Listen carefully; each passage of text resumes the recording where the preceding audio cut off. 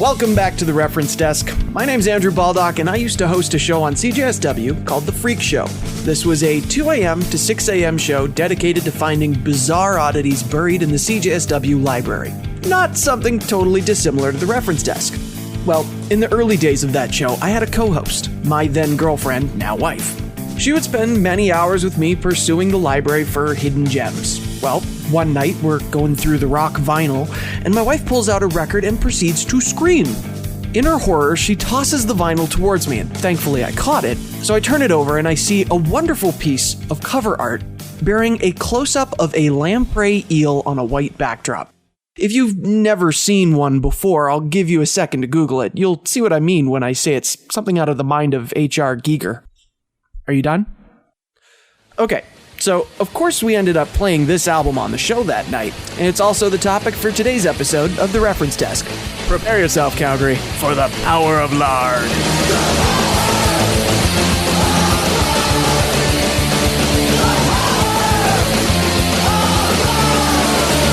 So the album in question here is called The Power of Lard by the hardcore punk/industrial supergroup Lard.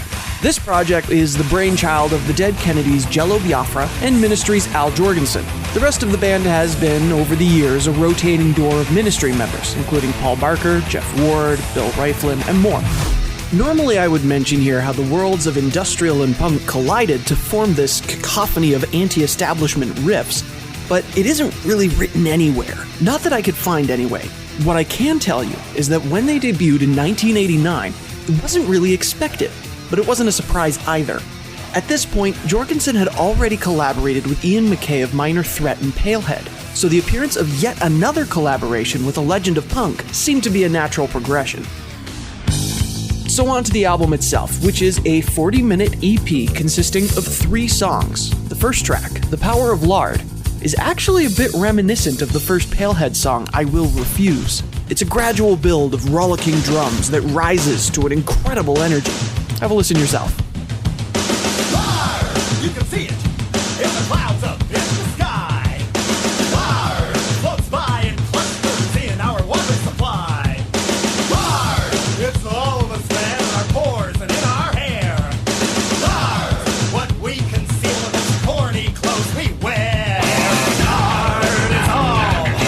Lard is divine. Lard is in control. Lard makes and changes.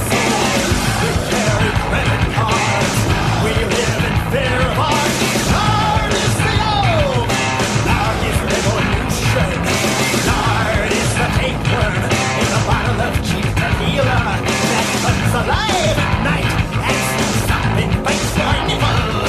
Lard.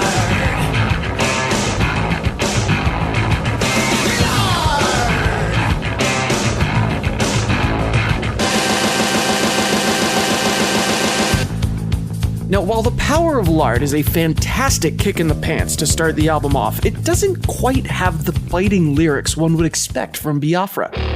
Track number 2 is called Hell Fudge. It's a bit more of a plodding groove akin to a country tune, but with a whole lot of dirt in its teeth. In fact, it sounds a lot more like something one would expect to find on a Dead Kennedys album rather than a Ministry one, which suggests to me that there is a lot more collaboration between the members than perhaps in Palehead. The lyrics of Hell Fudge are also much more consistent. Jello tells the tale of a televangelist that can't seem to get away from the sin he rallies against on television. Have a listen. Down the window of the limousine.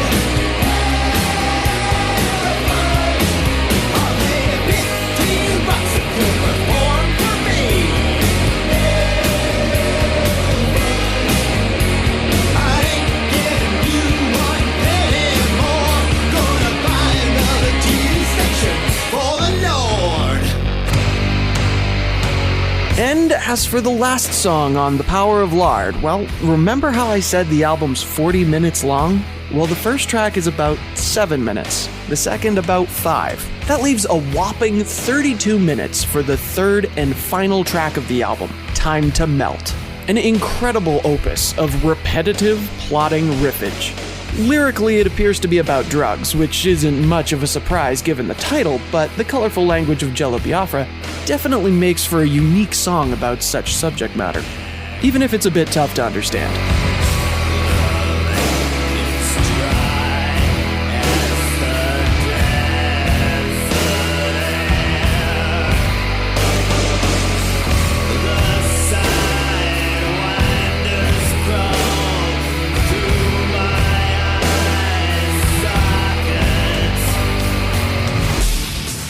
So that's the Power of Lard, the very first album of a project that seemed to be the red-headed stepchild of everyone involved. Very exciting off the top, but clearly other projects were more interesting to each member. So, will there be another Lard album? Well, according to a 2009 interview with Jourgensen, he and Biafra were working on one. But Biafra has said in a 2013 interview that most songs he would write for Lard ended up being cannibalized by his current group, the Guantanamo School of Medicine. These include John Dillinger, Crapture, and The Cells Will Not Die, all originally Lard songs.